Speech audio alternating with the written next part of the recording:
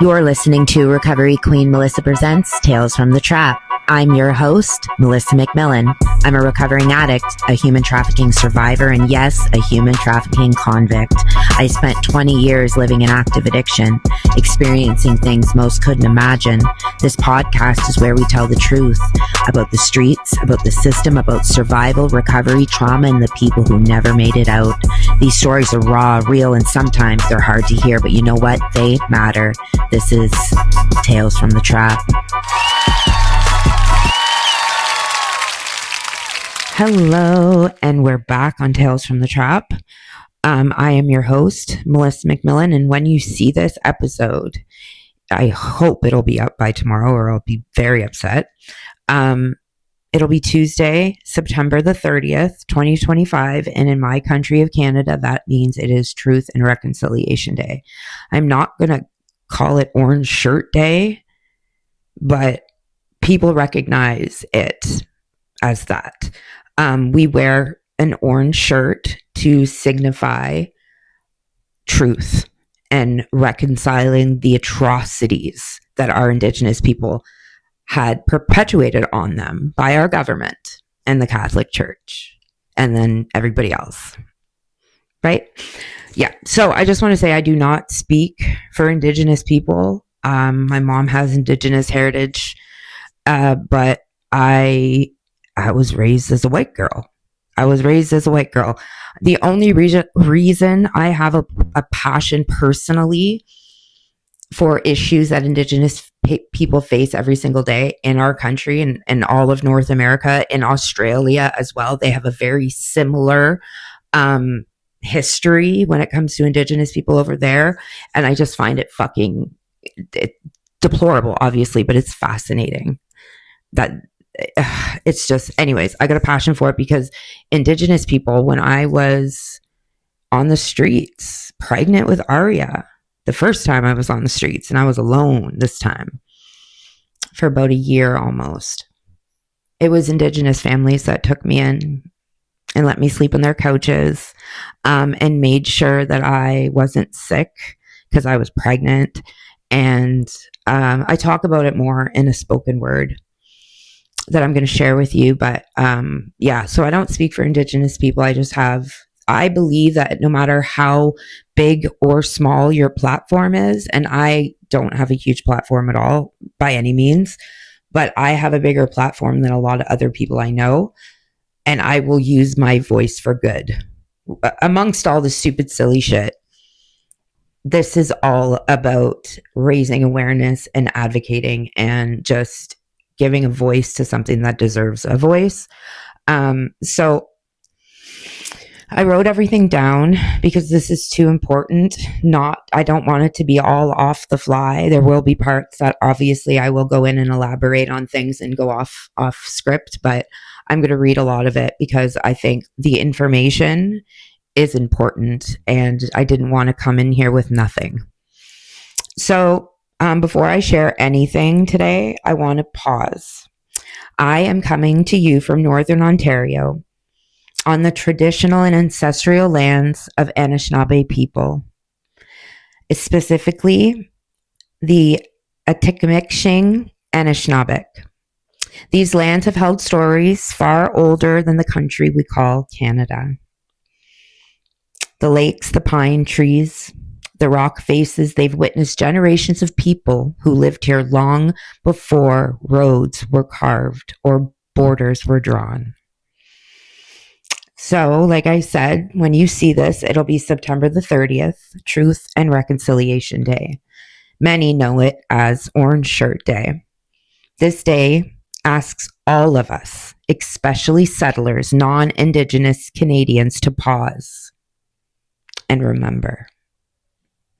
To remember the children who were stolen from their families and sent to residential schools. To remember the ones who survived, became home changed forever, carrying silence, grief, and trauma. To remember the children who never made it home at all. But today isn't just about the past, it's about the present too. About how the legacy of those schools and the policies that built them still shape the lives of Indigenous families today. It's about the women and girls who keep going missing, about the families still waiting for answers, and about the systems that continue to fail them. So last night, I shared a spoken word that I wrote to kind of give a little sneak peek about this episode. I've been talking about this episode for a really long time. So this is how it came to be, this episode. My buddy was we were on the res, and he, whatever, is in that life, and was talking to me about, you should do an episode about how trappers set up on the res and they trick out girls, and they let girls rack up hundreds of dollars in drug debts and make them work it off, and just target vulnerable demographics. Because we were in what's the res called in Naughton? I'm there every day. That's terrible. Sagamok? Is it Sagamok? Yeah, it's Sagamok, I think. I'm sorry. So we come on the res, and I never noticed they have a billboard that says drug dealers are not welcome here. And I never noticed that before. But I've noticed, and I didn't, when I first got into recovery, I had a guy buddy of mine who was selling dope near the res. And I was like, holy fuck, I knew a lot of people who got RHT money and ended up losing their kids because they already had substance abuse problems, but then they're getting hundreds of thousands of dollars. And right? I know it happened to me when COVID hit and we were getting like $4,000 a month from CERB. That's what made me go off the rails. Big lump sum of money that came out of nowhere. You know what I mean? When you have substance abuse issues and you're just functioning as it is. I had a girlfriend of mine, and I watched her whole till she hit rock bottom, went to rehab and came back, and now she's doing better. But it was RHT because she was already struggling. Um, and I'm not here to debate that issue. I have no business talking about if people should be given money that is owed to them. But when they have substance abuse problems and they're adults and nobody can, like, I don't know how that works, but like, I know that is a recipe for disaster no matter who it is. So, yeah, I just started noticing all these things about Indigenous people because I had TikTok and I was building this platform, and my platform started with Indigenous issues. Like when Kamloops happened and it was all mainstream and people were marching and we weren't celebrating Canada Day anymore, and we were fine. My brother was doing our family tree because me and my brother have always had a connection to Indigenous people, and we didn't know why. Like, I just know in my bones that I'm fucking Indigenous, bro, because God wasn't listening. God was not listening. The minute I started talking to the creator, homie, my whole world changed. My whole world changed once I started to smudge and lay tobacco and give thanks and just be. It's the most spiritually connected I've ever felt about, because my family is Catholic, but I don't fucking believe in that shit. That Bible was written by kings. It wasn't written by fucking Jesus, like, I don't believe in that. I'm not God fearing. The creator doesn't want to scare you. Do you get what I'm saying? Like, no, like the rapture and all that crazy fuck. Bro, did you see that? I don't want to get off tangent here, but like, that's what I'm talking about. Like the religious psychosis. And I just never felt akin to that at all. But when I would go to an Indigenous, like a native rehab, and bro, That's the only time I ever felt heard. That was the only time in my addiction where I felt like, hey, maybe I could get better. Maybe if I incorporated the seven grandfather teachings and started to smudge and fucking go do a sweat and like, you know, connect spiritually, maybe I could get better. That was the only time I ever have glimpses of that thought in my brain, was when I would go spend 6 weeks at a fucking indigenous freaking rehab, right? So I always felt strongly about the issues that Indigenous people face every single day from the minute I found out. And I only found out because I was in college. I never heard anything about residential schools. The last residential school closed in grade 7. In 1997, I think. I could be wrong. It could be 1996, but I know it's there. Um, so I didn't know. I didn't know until college in like 2004. I was 20, bro. So I'm just going to read you this little thing that I posted on TikTok yesterday to kind of show everybody what I was working on here. So I was a little white girl from northern Ontario, born where the map is dotted with lakes and spruce trees, where the wind smells like pine needles and gasoline from snow machines. I grew up just a short drive from Manitoulin Island, a ferry ride from powwow grounds older than my hometown's streets. Adults would say that's native land, as if it were a place apart, as if the line on the road changed the soil beneath my feet. I thought I knew what it meant, just another community like ours, except they did powwows and beaded earrings. I didn't know the word Anishinaabe. I didn't know that I was already standing on Anishinaabe territory every time I kicked rocks down the gravel road to school. I didn't know there were treaties older than my textbooks, signed under duress, promising lands that were later whittled away by surveyors' pens. I didn't know the ground beneath our summer camping spot still carried the memory of villages burned and languages outlawed. I was a kid on a bike, riding past a history I could not read. It wasn't until college, Cambrian College, the child and youth work program, that my world tilted a little bit. One afternoon, an elder came into our classroom. No slideshow, no textbook, just a human being with a voice like riverbed stones. He told us about the residential schools. He told us about the children taken from their homes at dawn, their braids cut off, their language beaten out of them. I sat there, 20 years old, feeling the floor beneath my chair move, wondering how something that huge had never made it into my high school history classes. Then he told us about Dudley George, about how a man was shot and killed in Ippewash for standing on his own ancestral land, for protecting a burial ground from a provincial park. He told us about the cover up, the meetings in government offices, the years it took for the truth to crawl into daylight. My stomach knotted. I remember thinking, how the fuck did I not know this? I did my first big project on Dudley George.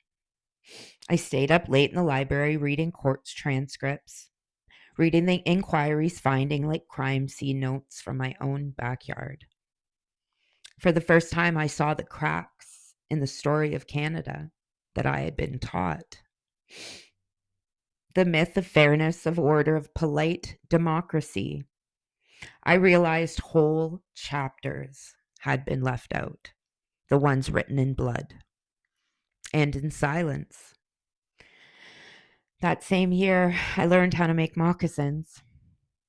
An elder showed us how to cut the hide and bless it first, to lay tobacco and say thank you to the animal for giving it giving us its life. My clumsy hands made the stitches all crooked. But for the first time, I understood that crafting something could be like a prayer. It was the first flicker of connection, not appropriation, but of absolute respect. I didn't yet understand how deep the wounds went, but I felt the weight of the story sewn into those seams. Years later, everything unraveled. Addiction dragged me out of the classrooms and into alleyways. Pregnancy found me when I was unhoused, belly round under a borrowed coat. The people who had the least to give became the ones who gave the most. Indigenous men and women living on the streets with me. People carrying their own storms of intergenerational trauma took me in like kin. They shared soup out of styrofoam cups. They found me a blanket on nights the shelters were full, and they looked out for me when I was too sick to look out for myself. They didn't ask what I had done to deserve it, and they didn't owe me anything. They put aside their own pain to help a little lost white girl with nowhere to go. In the middle of my chaos, I saw their humanity in a way that textbooks could never teach. I began to notice things that I hadn't noticed as a child when I was growing up. How many of the women I met in detox were Indigenous and they grew up in foster care. How many carried stories of residential schools in their grandparents' voices. How many were two-spirited and had to run away from home to survive. I noticed how the police drove slower past women that were brown-skinned. I noticed how emergency rooms treated patients and overdoses differently depending on the person's last name. I saw that what I had thought of as personal bad luck was often policy, wearing a human face. So eventually, sobriety gave me clear eyes, and clear eyes made me angry. Angry at the Indian Act still echoing in child welfare laws. Angry at the way the 60s Scoop never fucking ended. It just changed paperwork. Angry that in my home province, families still hold vigils in the snow for missing daughters, while files gather dust on police stations. Angry that it took me until fucking college to learn about residential schools. That no teacher had told me the land I was standing on carried the graves of fucking children. And ashamed that it took me being saved by the kindness of street-involved Indigenous people to finally see them as fully human in a world that tries not to. I owe them my voice. The women who handed me a sandwich when I was too far gone to eat. The men who walked me to the clinic when I was too shaky to go alone. The elders who taught me to bless the hide before the cut. I can't pay them back, but I can definitely speak up. I can tell all the little white girls growing up in Northern Ontario today that powwow grounds are not tourist attractions. They are survival stories dancing in plain sight. I can tell them that Dudley George was murdered for trying to protect a burial ground, bro. I can tell them that reconciliation isn't wearing a fucking orange shirt once a year. It's looking unflinchingly at the history written under your feet. I can remind them that the women you see panhandling downtown are often carrying a lineage of grief older than the country's fucking flag. And I can keep saying their names. The missing and murdered Indigenous women and two-spirited people, until the silence finally breaks. I was a little girl who grew up thinking I lived beside Native people. I didn't know I was living on Anishinaabe land. I didn't know that their schools were prisons. I didn't know the government covered up the death of a man for daring to stand on his own ancestral soil. I didn't know until I started to listen. Addiction broke me open. Kindness from the very people I was taught to overlook stitched me back together.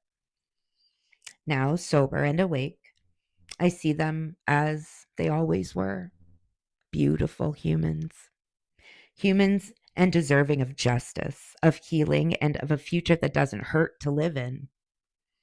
My mission now is simple: to use my voice to amplify theirs, to make sure no other kid in Northern Ontario grows up blind to the history beneath their own feet. Because once you finally see, you can never unsee. And once you see, you can't stay silent. Okay, so I'm sorry if I stumble over my words. This is like my 15th time trying to do this, and I'm having a hard time. Bear with me, I'm so tired. So I want to be transparent about who I am before I say anything else. My mom has Indigenous heritage. She's Métis. I'm white, or white passing. I didn't grow up in an Indigenous household. I wasn't taught language or ceremony or given the stories. I didn't know any of the land acknowledgements. I didn't know the 7 grandfather teachings, and I didn't know what smudging meant. Most of my childhood and most of my adult life, I didn't really even know we had Indigenous roots. I just felt a connection. And my brother did too. We never talked about it. Our families never talked about being Native, ever. And that's really common among a lot of families, because it was kind of like a survival tactic. It came from a time when being Indigenous was something you avoided because of stigma, because of discrimination and violence. You tried to pass as white. You erased yourself just enough to stay safe. I grew up believing I was just white, and my mom was really tanned and French. But that blending in came with a cost, because it erased part of who I am. It really did. It erased the stories and language and ceremonies, and it created shame where there should have been pride. So I share this not to claim a culture I didn't grow up in, but to be honest about how all of those survival tactics kind of shaped my family's story. And it shapes how I walk into this conversation today.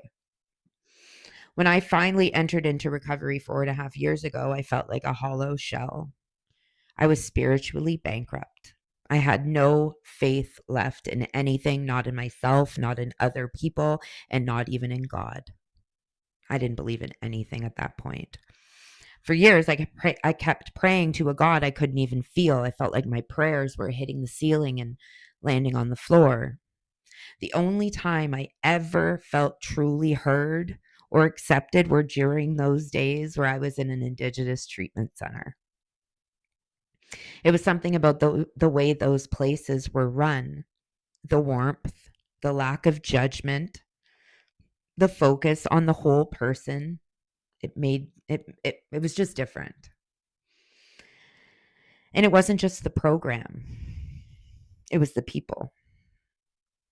When I was out there at my lowest, when I was broke and sick and lost in addiction, it was often Indigenous families who reached out their hands, who shared food, who offered a couch, treated me like a fucking human being when I didn't even feel like one. They didn't owe me anything, and they had every single reason to turn me away, but they never did. And as I got deeper into my recovery, I started to learn. I started to learn about the 7 grandfather teachings: wisdom, love, respect, bravery, honesty, humility, and truth. I learned how to smudge, and I learned to lay tobacco when I prayed. I started learning to say thank you in ways that were grounded in the land and in the ancestors. I had realized for all these years I'd been praying to the wrong God, praying to a God that I didn't even feel, while the Creator had been listening the whole fucking time. He was just waiting for me to open the right door. The moment I started to pray to the Creator, everything in my recovery shifted. For the first time in years, I felt like my words were actually being heard. Things were changing. For the first time, I felt connected to something bigger than myself, not in a church pew, but in the smoke of sage, in the quiet of the forest, in the drumbeat of a song older than the pain that I carried. Since then, I've tried, imperfectly but sincerely, to incorporate as much of that spirituality and those teachings into my daily life as I can. They keep me grounded. They keep me grateful. They keep me in recovery. They keep me here. It keeps me home. So when I was in active addiction, I saw firsthand how the street economy works, right? Drug dealers just don't throw a dart at a map and post up wherever it lands. Okay. They look for places where the soil is already soft, where there's poverty, limited services, and lack of police presence, where people already feel invisible. And they post up. In Northern Ontario and all across Canada, that's usually on reserves or right outside them. They know if they get a foothold there, the odds are always going to be stacked in their favor. And it's not just about selling dope. Remember when I talked about human trafficking and how a lot of drug dealers are also involved in human trafficking, and how the human trafficking doesn't exactly look like human trafficking because they're just helping girls make money when they know every single dime they make goes right back to their drug of choice. And those fucking drug dealers have what? That drug of choice, right? So by proxy, they're getting every dime those girls make. Or they let them rack up debts. They do this with men too. So they'll give a junkie, sorry, I can say junkie because I was one. They'll give an addict a bunch of dope. And you know this guy is not going to go out there and flip the dope. He's doing the dope. Well, now he owes the plug a shit ton of money. So what is that guy going to do? He's got a girlfriend, right? That happens every single day. Every single day. Or they flip dope for free to pay off them. Do you get the trap? Right? So yeah, it's not just about selling dope. It's about allowing people to build up debts. And when the debts can't be paid in cash, the payment plan change. It becomes survival sex and finally outright exploitation.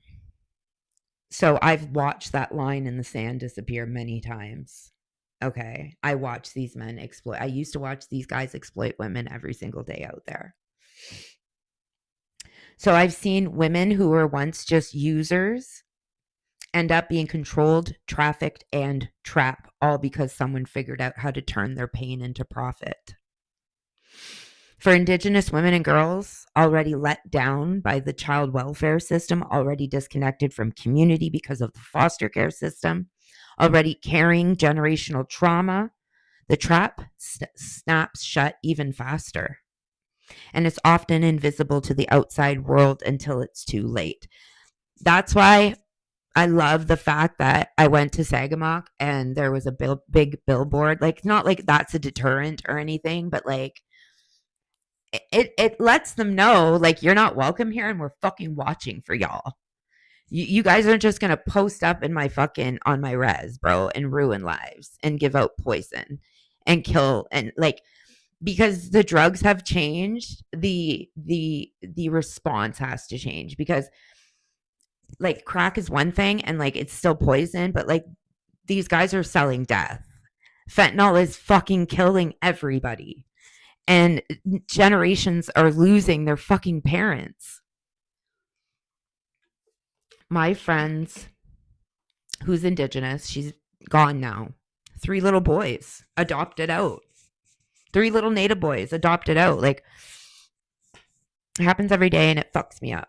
That's why these issues are so important to me. So traffickers are strategic. They pick targets they think no one will look for. So for generations, Canada has treated Indigenous women and girls as though their lives mattered less, and predators know that.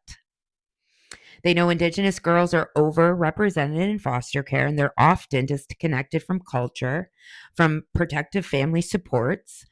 They know that when the harm happens to them, the police response is much slower, the headlines are fewer, and public outrage is quieter.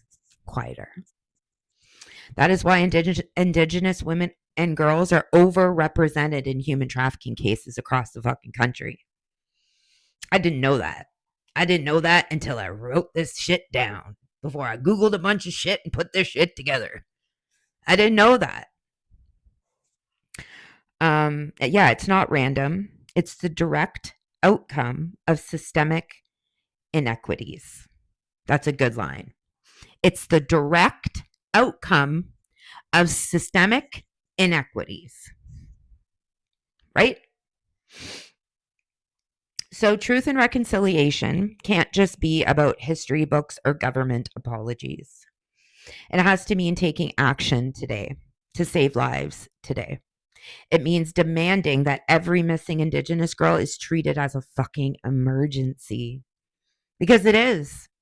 This crisis that has been going on for decades, if it was a bunch of missing white women, it would be public outrage. But because it's little Indigenous girls,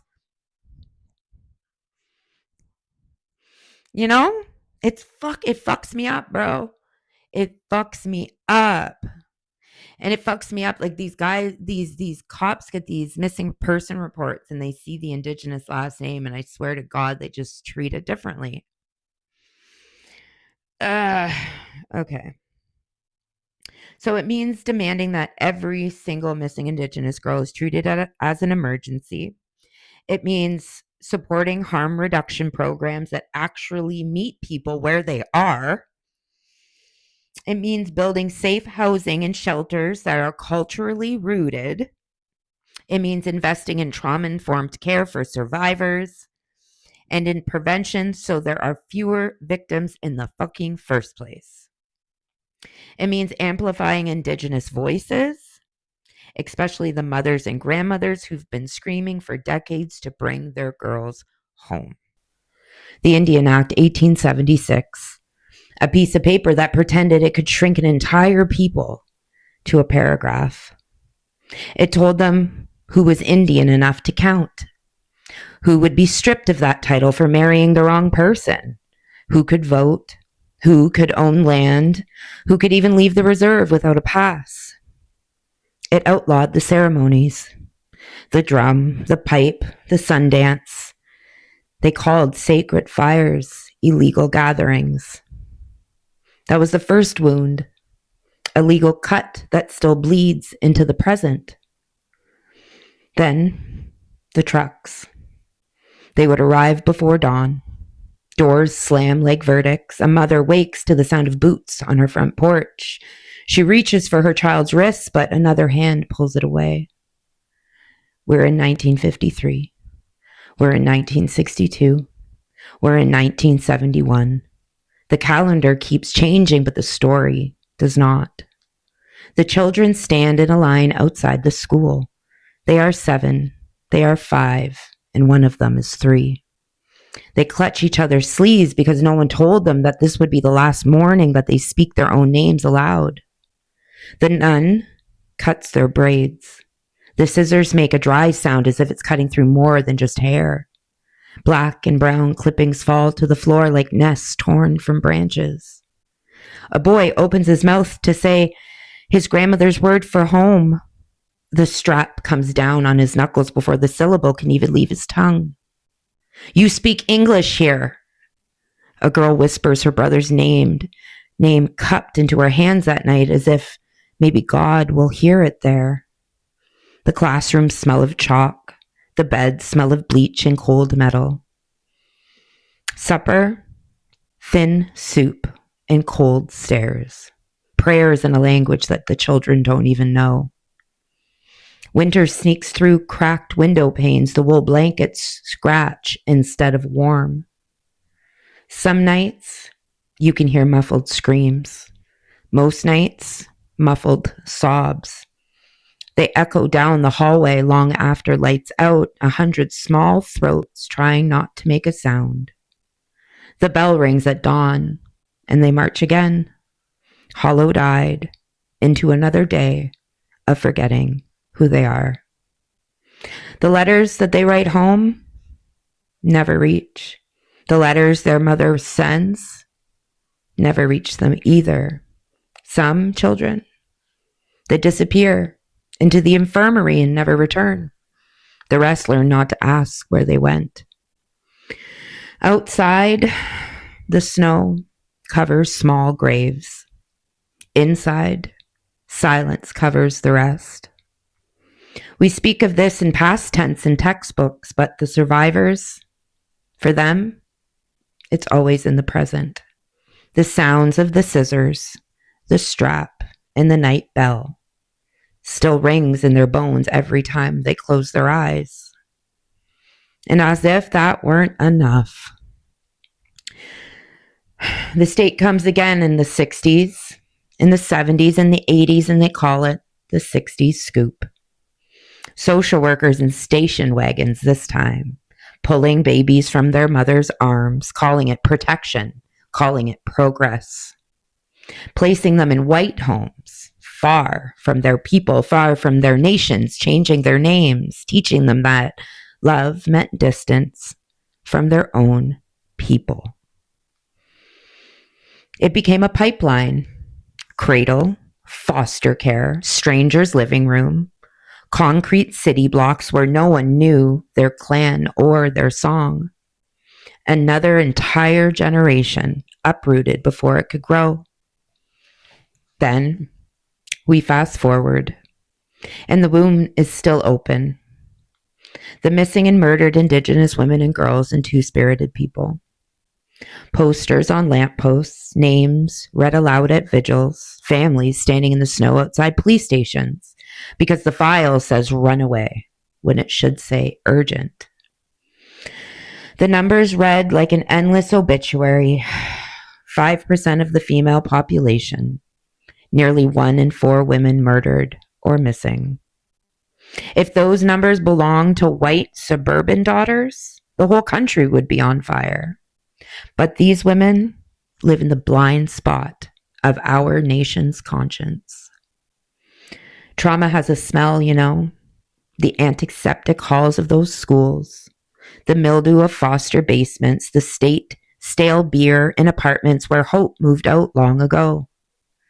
When the pain grows too loud to hold, people reach for something to quiet it. It's common. A bottle, a pill, a pipe, a line. Substance use isn't a mystery, it's a language of survival. A chemical lullaby for nightmares that were inherited, not chosen. And drug dealers, they know this. They post up on the res, offer credit instead of mercy, build debts instead of bridges. When the cash runs out, the body becomes currency. Survival sex work isn't born of choice.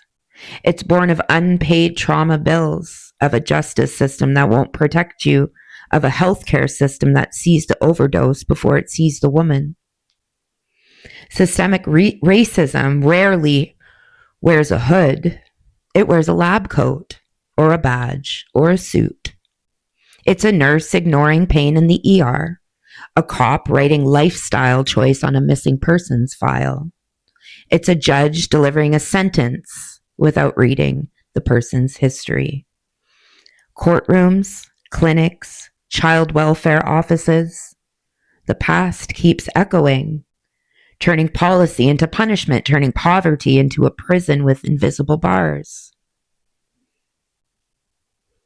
I've sat on plastic detox mattresses beside women who told me that they never touched a needle or any drugs for that matter until the day a social worker took their baby away. I've met aunties who carry naloxone in one pocket and a folded prayer cloth in the other because in their neighborhood, you need both. I've seen girls too young for bars working the streets to pay off a drug dealer's tab that never shrinks.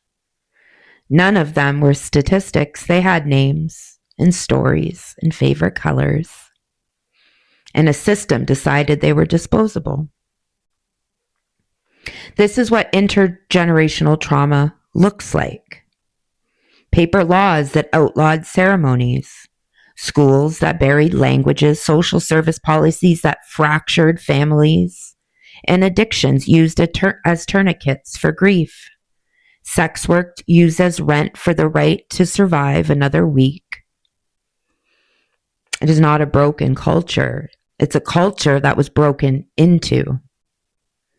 And still the culture endures in the 7 grandfather teachings, in the smudge smoke, in aunties who feed you when you have nothing, in grandmothers who still tell the stories at kitchen tables. Reconciliation isn't a holiday, it's a fucking reckoning. It's demanding the justice system treat a missing Native girl like she's a senator's daughter. It's funding detox beds that come with ceremony, not just clinical charts. It's believing women before burying them. It's ending the lie that harm reduction is charity when it's fucking survival. Until that happens, the cycle spins on. Trauma, substance use, survival sex, violence, silence, trauma again.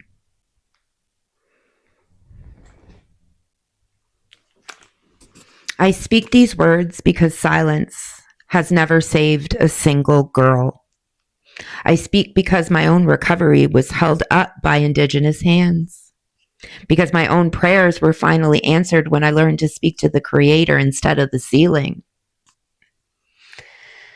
To the women and two-spirited relatives still out there in the cold at night, you are not disposable. You carry the blood of survivors. You deserve a future that doesn't hurt to wake up to. To this country, the past isn't the past. The policies that stole the children have grown up into the policies that abandon the women. We don't need more reports. We need to stop making families hold vigils in the snow while we debate their worth. Every single child matters. Every single woman matters, and every single two-spirited life matters. May the Creator hear the names we've lost. May we build a world where they stop becoming names on a list. This is for them. This is for the ones still here. This is for the ones that are healing.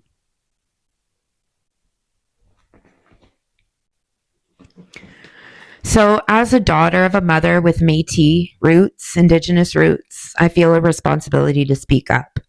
Not to speak over anybody or not to speak for anyone, but to stand and speak beside them. I may be white passing. Okay, I may not have grown up in the culture, but I know the truth of what I witnessed in the streets. Indigenous women and girls are being targeted. And too often, their suffering is met with absolute silence. I was kept alive more times than I can count by Indigenous families. People who had no reason to help me and every reason to turn their back. For that, I owe gratitude. And a part of that gratitude is refusing to stay silent. So, to the families of missing and murdered Indigenous women and girls, I see you, I hear you, and I honor your loved ones. To the young Indigenous girls out there who feel unseen or unheard, you deserve to be safe, you deserve to be protected, and you deserve to come home. Every child matters isn't just a slogan for children that were lost at residential schools. It's a call for us to protect the children growing up on reserves right now. It's about the daughters who still should be here. We can't reconcile the past while continuing to fail in the present, but that's what we're doing. That's what we're doing. Let's talk about her, not as an isolated story, not as a moral failing either, but as a result of centuries of harm, of policies designed to erase her, of systems built to fail her. Her grandparents, they were taken. Residential schools stole their childhood. their language, their culture, their families. They survived, but they carried the trauma like a weight that they couldn't put down, and it shaped the way they raised her parents. Her parents grew up in that shadow. They inherited pain, and they inherited coping mechanisms too: alcohol, drugs, and silence. How could they teach resilience when their own foundations was fractured? So, she grew up in and out of foster care, never fully seen, and never fully protected either. Child welfare often treats Indigenous families as a problem to solve, rather than a community to support. So she learned early that the world does not value her life. So she eventually became an addict. The substances she turned to were not a choice made lightly, but inherited coping mechanisms handed down through generations of pain. She eventually entered sex work too.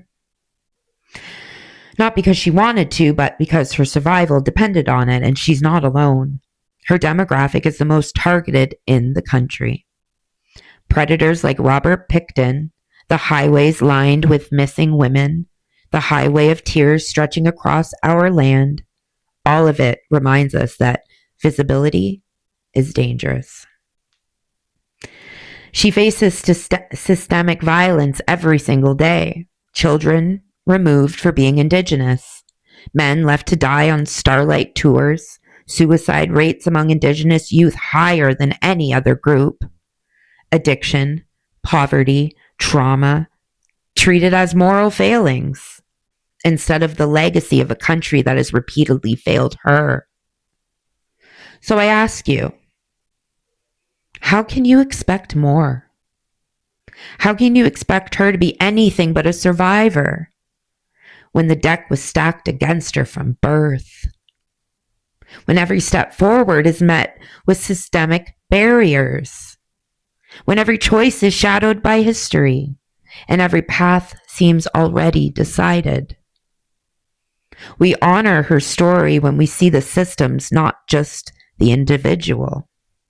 We honor her when we fight to dismantle them, when we work to repair the damage done for generations. Because until we do, asking her to do better is asking her to climb a mountain built on centuries of oppression. We cannot ask more of her than justice. We cannot ask more of her than safety.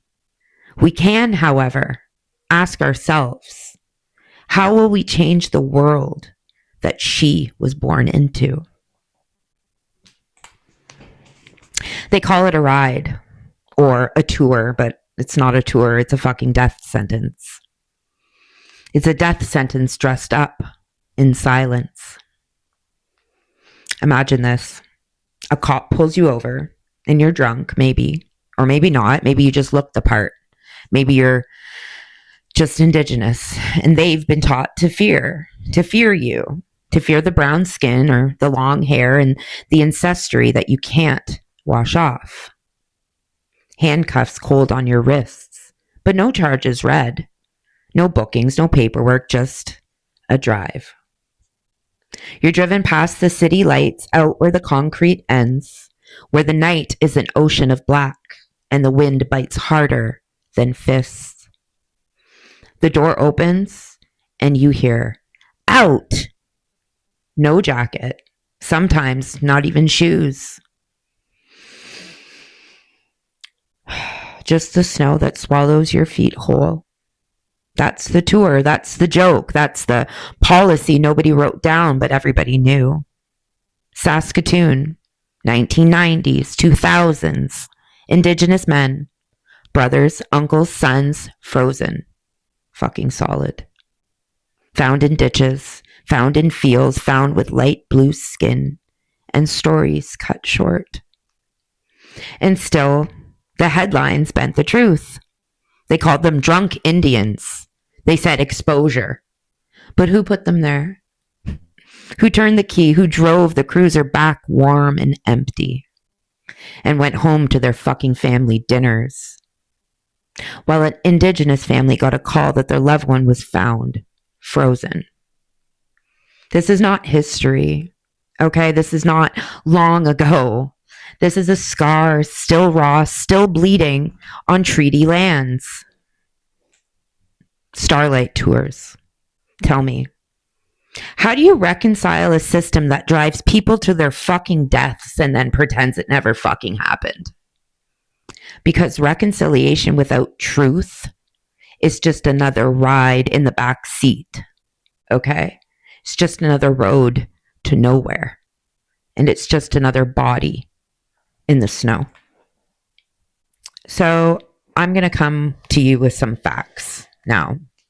But first, I want to acknowledge that I speak as someone who is not Indigenous, but I stand on treaty land, on stolen land, in recognition that this country was built on promises too often broken and systems too often unjust.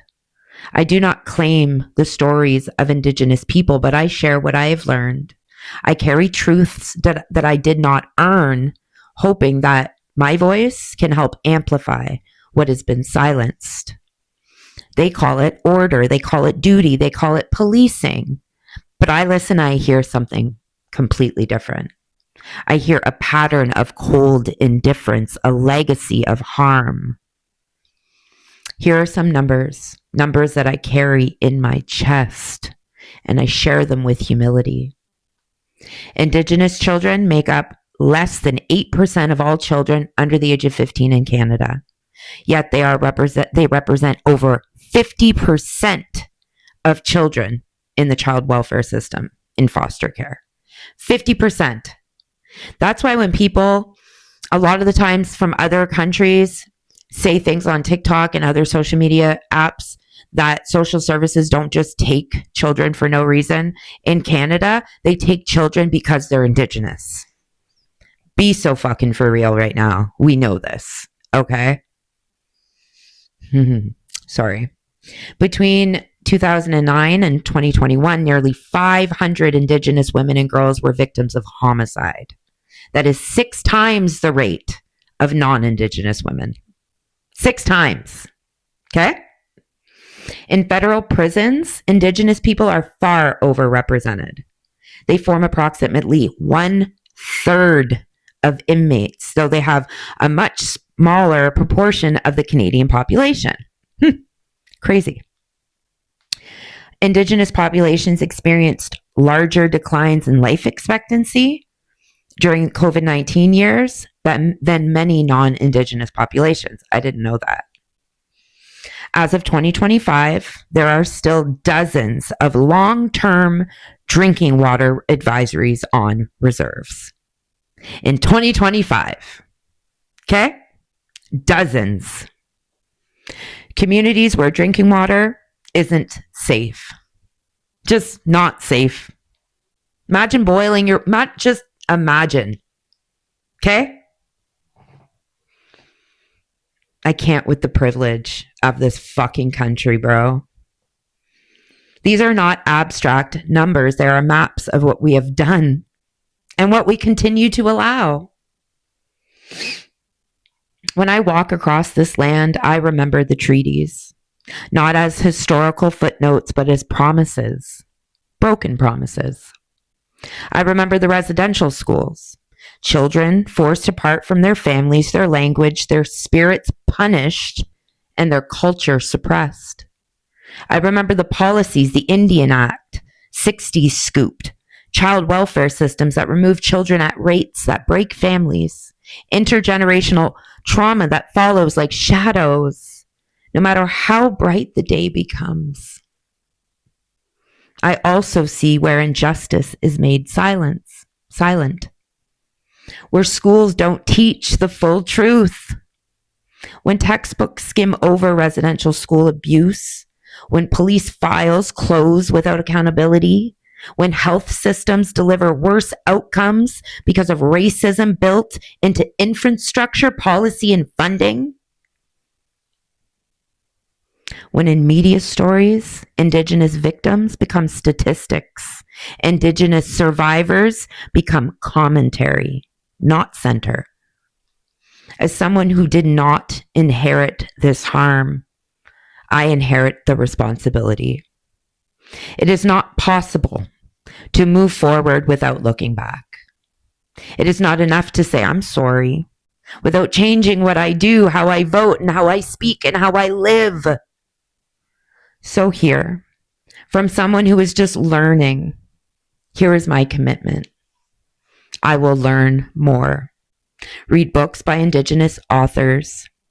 Listen to elders' stories. Follow Indigenous media. And I implore you to all do these things. I will speak up. When I hear harm, stereotypes, misinformation, when I see injustice in policies, institutions, or everyday conversations, I will center Indigenous voices. In my space, if I have influence, I'll do what I can, okay? I will ensure those who carry the truth themselves are heard first. I will support concrete change, whether advocating for safe drinking water, reform in child welfare, justice for missing and murdered Indigenous women and girls, or systemic reform in policing. I will acknowledge the land, the treaties, the ongoing responsibilities, not as ceremony, but as roots. Because reconciliation is not an event, okay? It's an action. It's a persistence. It is listening when it's hard. It's doing the work every day. To those who have carried the history quietly, those who have mourned in silence, who have demanded truth when doors were locked, I see you, I hear you, and I stand with you. Chimigwich. So, as we come to the end of this episode, I want to leave you with this.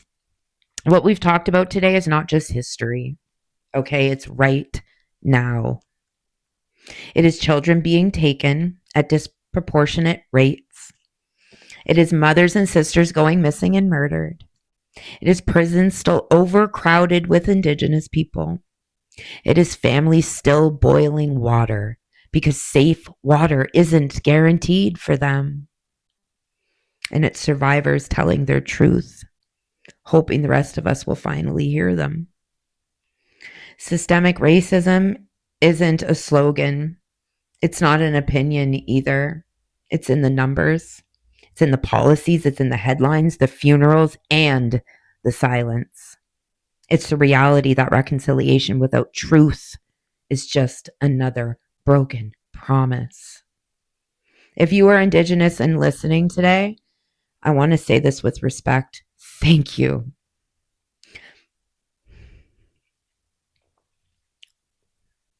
Thank you for your resilience, for your resistance, and your teachings. And if you're non-Indigenous like me, then this is our work too. To listen, to learn, and to fucking act. Because reconciliation is not a single day. It's not a single episode or a single land acknowledgement. It's a lifetime of responsibility. I encourage you to keep reading, keep listening, keep speaking up. Follow Indigenous voices, support Indigenous-led organizations, and push for real change where you live. And if something in this episode moved you, unsettled you, or opened your eyes, don't just sit with it. Do something with it. Talk about it at your dinner table. Bring it to your classrooms, your workplaces, your circles. That's how change grows. This is Tales from the Trap. I'm your host, Melissa McMillan. If you want to write in, share your story, or let us know what resonated with you, you can reach me at this email right here. Thank you for walking through these hard truths with me today. Thank you for listening with your heart as well as your ears, because the truth matters, the voices matter, and every single day, one of us has a role to play in making reconciliation real. Until next time, stay strong, stay honest, and never stop telling the truth. Chimigwich.